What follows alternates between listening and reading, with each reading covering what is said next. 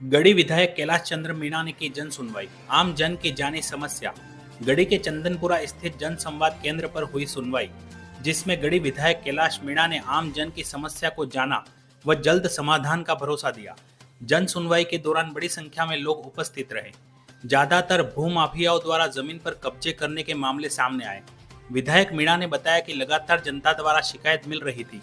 कि भूमाफियाओं के साथ गढ़ी तहसीलदार व पुलिस की मिलीभगत से धड़ल्ले से क्षेत्र में फर्जी रजिस्ट्रियां की जा रही है, जिसके बाद आज जन सुनवाई कार्यक्रम रखा गया, जिसमें बड़ी संख्या में लोग जमीनों से जुड़ी शिकायतें लेकर विधायक के आवास पर पहुंचे। विधायक ने बताया कि गढ़ी क्षेत्र में भूमाफिया सक्रिय है और पुलिस भी ऐसे लोगों का साथ दे रही है।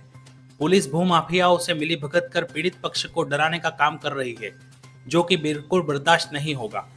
इन सभी मामलों की मैं उच्च अधिकारियों से जांच करवाकर मुख्यमंत्री से बात करूंगा व ऐसे अधिकारियों पर भी कार्रवाई की जाएगी। भाजपा सरकार हमेशा आम जन के लिए लड़ती आई है, लोगों को उनका वास्तविक हक दिलाया जाएगा।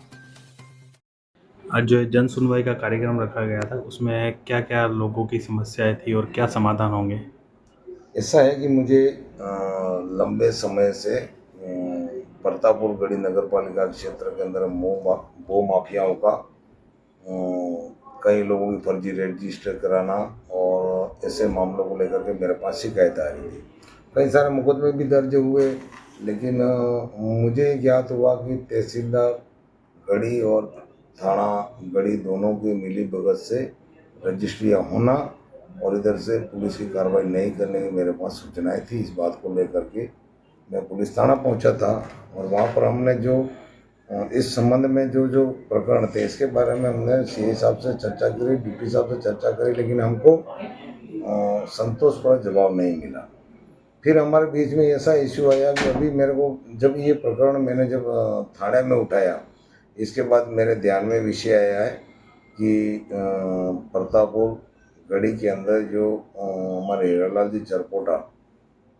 के नाम के पट्टे फर्जी बनना, जैसे पंचायत समिति की ज़मीन पर, बस स्टैंड की ज़मीन पर और अन्य लोगों के जो पहले से काबिज हैं, इनकी ज़मीन पर पट्टे बना करके गढ़ी तहसील से रजिस्ट्रियाँ हुई और तहसीलदार साहब ने रजिस्ट्रियाँ करी।